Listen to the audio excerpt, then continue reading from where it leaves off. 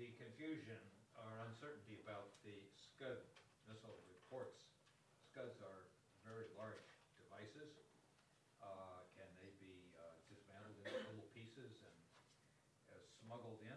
Are they easy to see from the kind of intelligence capabilities that other countries have? A couple of U.S. officials said that they told the New York Times, according to the Times, that Syria did not transfer Scuds to Hezbollah. Why the confusion? Is this just the normal uncertainty and lack of perfection in intelligence gathering, or what's going on? Why don't you take the first step? That one, and I can follow up. Yeah.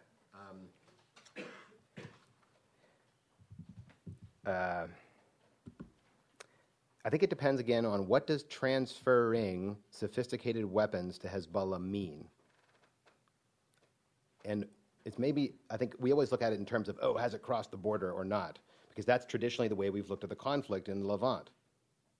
But if those transfers or that transferring is taking place on Syrian soil, and what does transferring mean?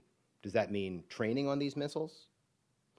The missiles in question, as far as I know, and I'm not an expert on these missile systems at all, that we're talking here about Scud-Ds, Syrian Scud-Ds. Now, what those are upgraded Scud-Bs and Cs. Okay, I know, lots of letters. There are some people who say these new systems can be dismantled. And this is the reason why there have been a number of accidents in Syria on these missiles over the last 2 years. Other people say, no, they're too big. And if any Scud-D that's ever been produced, you can see very clearly that they are in one piece. I don't know. And I think I actually will probably be finding out a little bit about that and where they might be. But that's where the issue gets very murky. Maura, do you have any thoughts as former intelligence analyst? Yeah, I was afraid you were going to say that. I stayed away from missiles.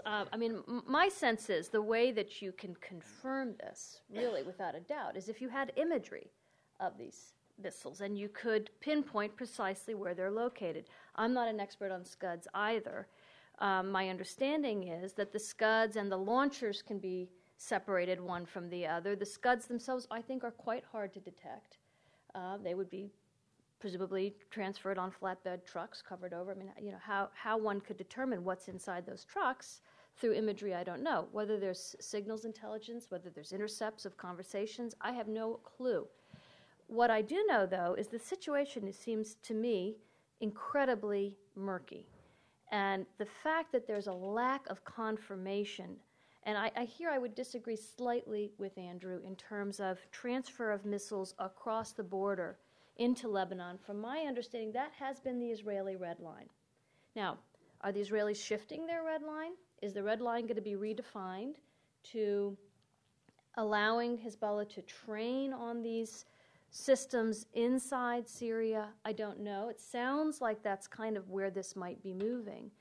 I guess my own sense is I think this has turned into, I would agree with you, very dangerous gamesmanship that's going on.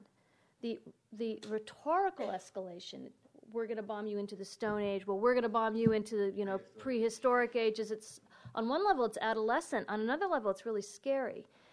There have also been, and we haven't talked about this, continual Israeli overflights violating Lebanese airspace on a daily basis. These were actually increased on that Friday and Saturday after this scandal or crisis broke. The Israelis flew flare bombs up just outside the Lebanese border. It's very provocative behavior. And you have to ask, what's going on here? And we really need to, from my perspective as an analyst, I'm scratching my head. I would like to see greater confirmation of what exactly has happened. But I would say, absent that, it's dangerous to operate on the assumption that a red line has been crossed. And rather, I think we need to walk the parties back, we need to engage, et cetera, et cetera. And I'll stop there. There's a famous piece of lore in intelligence history when the intelligence community was analyzing some structures in Saudi Arabia, determined that they were telephone poles.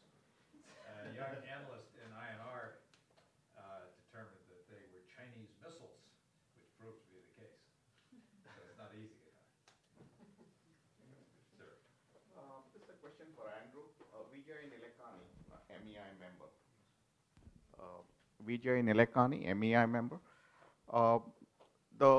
The regime in Syria is a minority regime, and obviously it's not a democracy.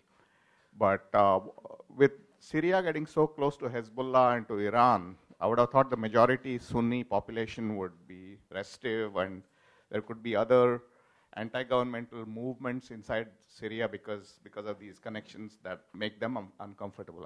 Is there any sense for that? Thanks. I would say not that much.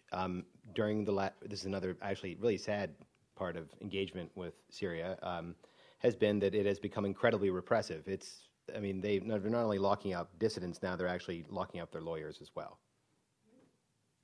Okay, which is, by the way, not being discussed. Why isn't it being discussed? It should be discussed because this is, and to be fair to the U.S. government, if you look at Ambassador Designate Ford's testimony, he was quite good in this and quite straightforward.